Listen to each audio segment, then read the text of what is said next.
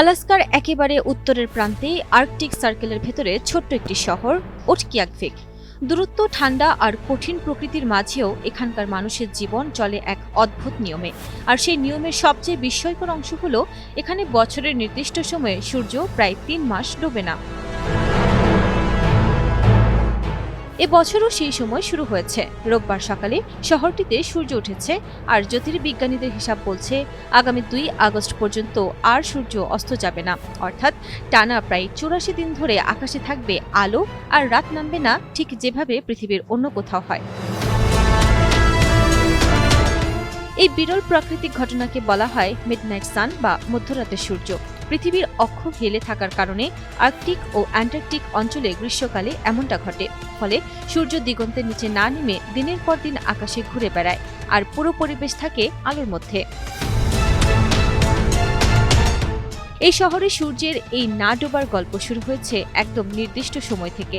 স্থানীয় সময় ১০ মে রাত ১টা ৪৮ ছিল বছরের শেষ সূর্যাস্ত।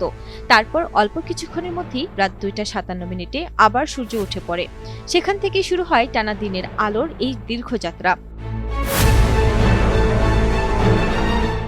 ন্যাশনাল ওয়েদার সার্ভিসের প্রকাশিত টাইম ল্যাপস ভিডিওতে দেখা গেছে কিভাবে শহরের আকাশ ধীরে ধীরে রং বদল করে শেষ সূর্যাস্তকে বিদায় জানায় এবং নতুন সূর্যোদয়কে স্বাগত জানায়। সেই মুহূর্তই যেন এই ৮৪ দিনের দীর্ঘ আলোর দরজা খুলে দেয়। ওটকিয়াকভিক শুধু গ্রীষ্মেই এমন অভিজ্ঞতা পায় না, শীতকালে ঘটে এর সম্পূর্ণ উল্টো ঘটনা, যাকে বলা হয় পোলার নাইট বা মেরুরাত্রি।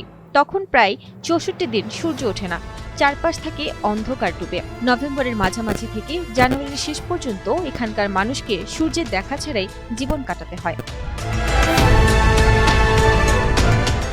তবু কঠিন এই পরিবেশই তাদের জীবনের অংশ হয়ে গেছে।